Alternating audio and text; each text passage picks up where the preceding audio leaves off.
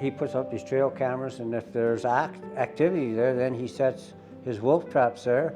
And as soon as he gets a wolf caught in a trap, bing, it's right on his phone. Oh, yeah. So then he goes out there and he checks it, right? He's using trail cameras to check his wolf traps. Oh, okay. Yeah.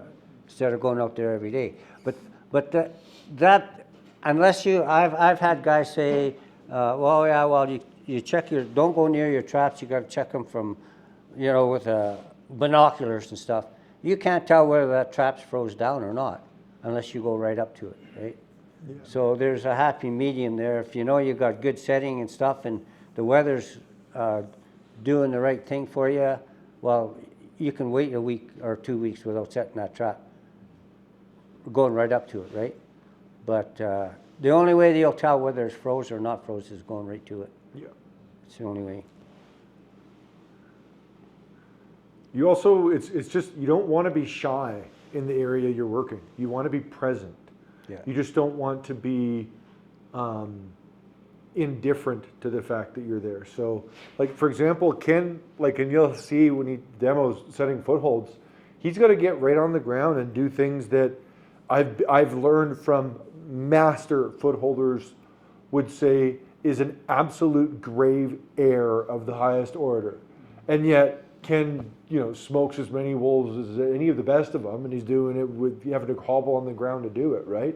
But Ken also is active on his line, is present and meticulous about being present in areas that he likes working, so that him showing up isn't news to anything there, right? Yeah. That makes a big difference. Yeah, that's just like if I get a new pack of wolves on my trap line. So if I got to go take a leak in the middle of the night, I got to put my leg on and everything. So that takes some time, and sometimes it's, hard to get outside, right? Mm-hmm. So I just have a bottle that I clean all the time, and I urinate in it. Yeah. And if I get a new pack of wolves on the line, if I want them to go one place, I just pour a bunch of my urine and move them over to where I have traps already set, right? So you can use it to an advantage or a disadvantage, right?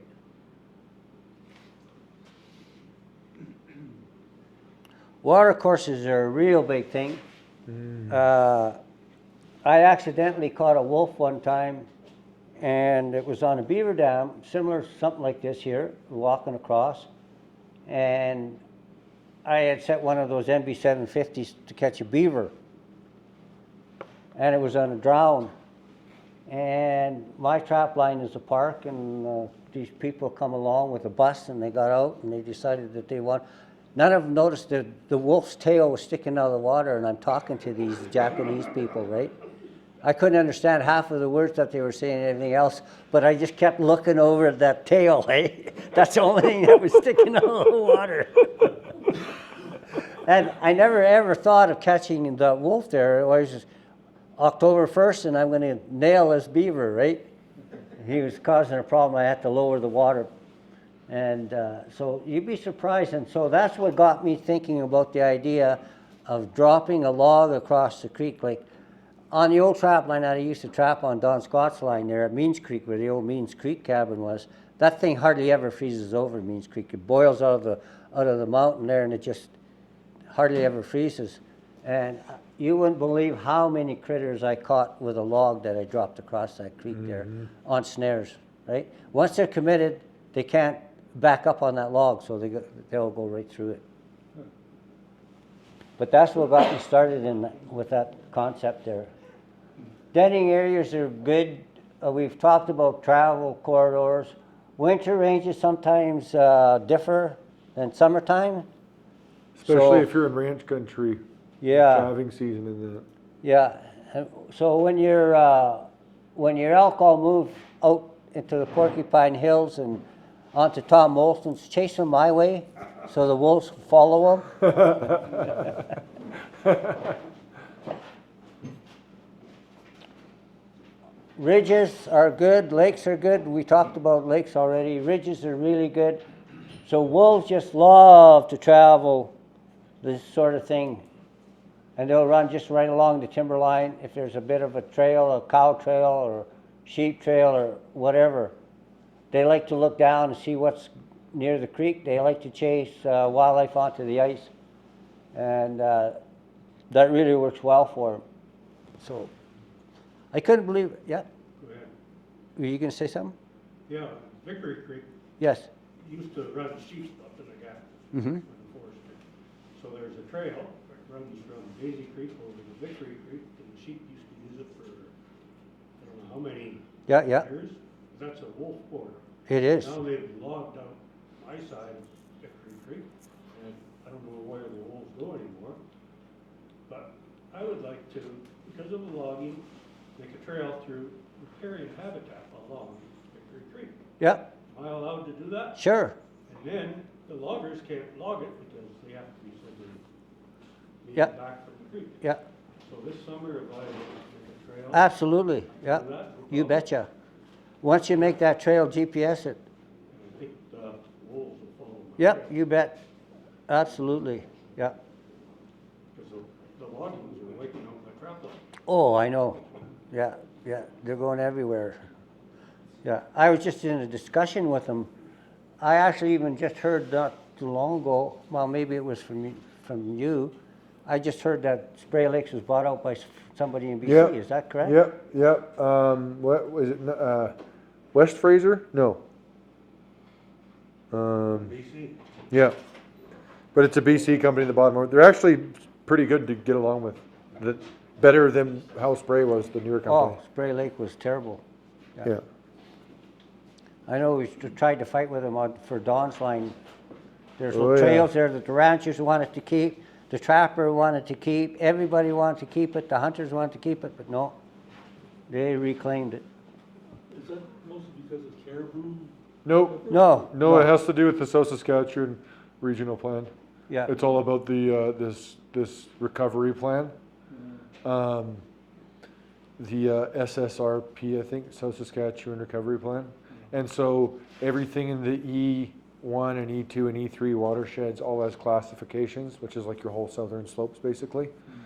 And for our area, any like non-formally recognized trails are meant to be reclaimed once forestry is done in them, so they don't want them continuing to exist. And it's a part of this erosion control plan and blah, blah, blah. Yeah, there's an art trap line by Wabasca there too. Everything has to be reclaimed. Yeah, that'll be a different recovery plan. They have them for all the areas. They've got all these plans. It's this whole big thing too. But they, Control all the traditional trails and Yeah. everything. Yeah. Because we got the old Hudson Bay Trail Yeah. running across our trap line, so they protect that. And they logging, they only they kind of did the buffing Uh-huh. further from the lake too, so. I think your dad traps up around here, doesn't he? Yeah. Where are you guys? Where? About 100 kilometers north of Wabasca.